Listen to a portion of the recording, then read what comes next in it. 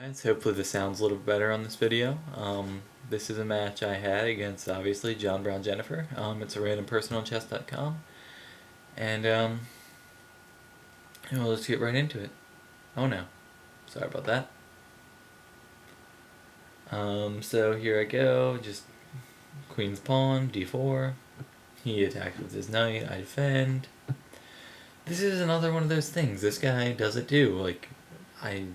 Maybe they're just trying to confuse me. So I push a weak pawn. Here you'll see that, I'm just testing this out as an opening, but it ends up not being very good. And again, he pushes a pawn 1, develop the bishop. He develops a pawn, and then here comes my other knight. And then at this point, I just have to move my other pawn up. It's too weak back there. I need more control of this end of the board, so I push that forward. He attacks my bishop, and here I just didn't know. Here I'm trying to put a lot of pressure on the pawn in front of this king because he hasn't developed at all. So here I take, and now I'm threatening to take his king's pawn, and pretty much just control that, and then just be able to, take from there. He takes back with his knight. I castle. Obviously, you always want to castle. If you look here, as far as development goes, I'm castled. He has all of his minor pieces on the back except for one knight. Here he brings out his other knight. I move out my queen. This is so I can slot the rook in behind it and put a ton of pressure on that pawn. So there he goes. He supports the knight with another pawn. I slot the rook.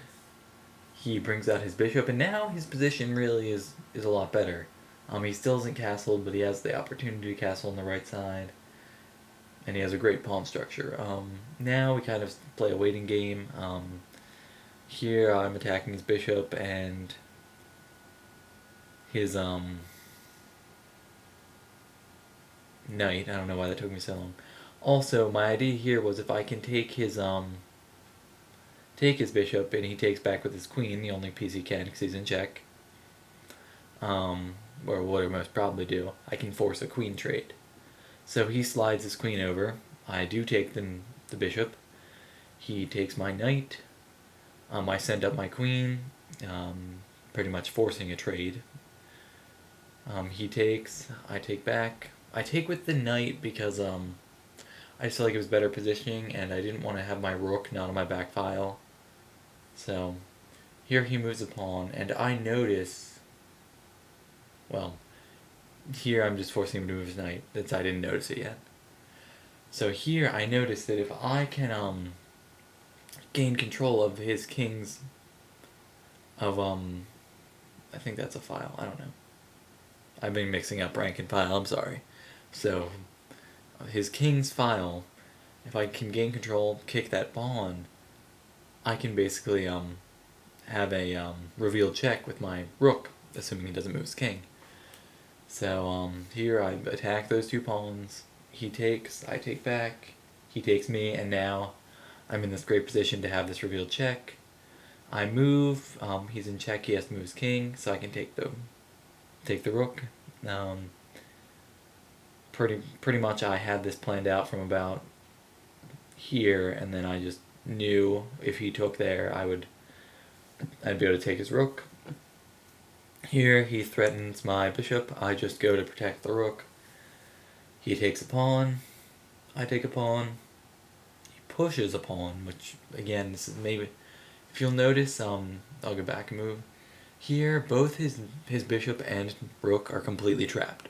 Excuse me. And so I think his objective with his pawn is just to free some of that up, because right now he's basically playing without those two pieces. They might as well not be on the board.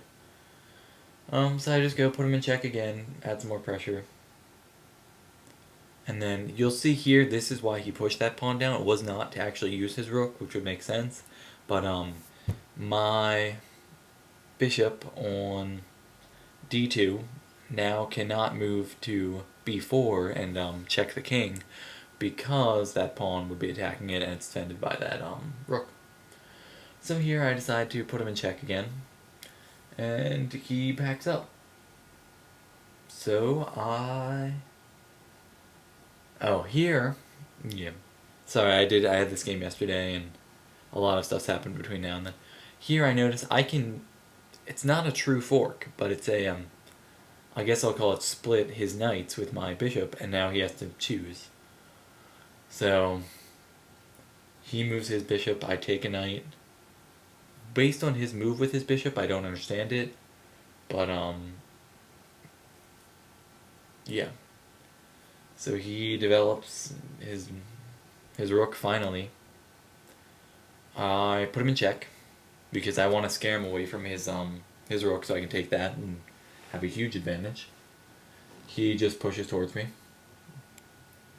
I take the knight, again pressuring the rook, and I have support on that square so his king wouldn't be able to take back. He moves his rook. This is a very interesting play. I did not actually notice his bishop was attacking the square here, and he apparently did not want to take my rook for fear of some kind of weird retaliation. So he just pushes his bishop here, and that plays crazy to me. I take his pawn, put him in check, and you'll notice he has very few options on where he can go. So he goes there. I split his king and his rook, and then also fortify my own rook. Oh, sorry, that is actually checkmate. I was going so fast I didn't see it. So here, he has the critical play. He can take my rook. Doesn't slides up for some reason. I put him in check. Runs back. This is a horrible, not a horrible move, but he's obviously thinking, there's defense, I have guys back here, but towards the end game, when you just have your king, you want to have your king free. He should have moved to, what's that, c7 maybe, would have been a better move.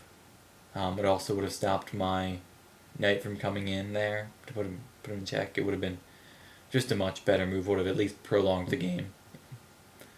So, yeah, I just come in here and that's checkmate because this square is by my bishop, my rook blocks these two, can't take my rook, and I'm checking with my knight. So that was the game. I'm going to go all the way back through and just run through quicker without the explanation this time.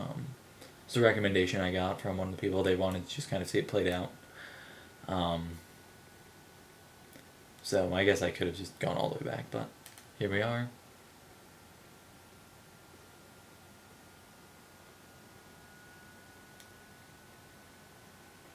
And this game is, I believe, 31 moves. Well, 31 complete turns with it ending on my move, obviously. So, 30 complete turns. And, it's just another game I had, so I figured I'd share it with you guys. And leave me comments, feedback. I'd love to hear from you. And remember, comment, rate, sub. It helps me get noticed, helps me put out more videos. And I don't think I have no likes on any of my videos, so I would really appreciate it if you just click the like button just once. It would definitely make my day. So thank you, and have a great day.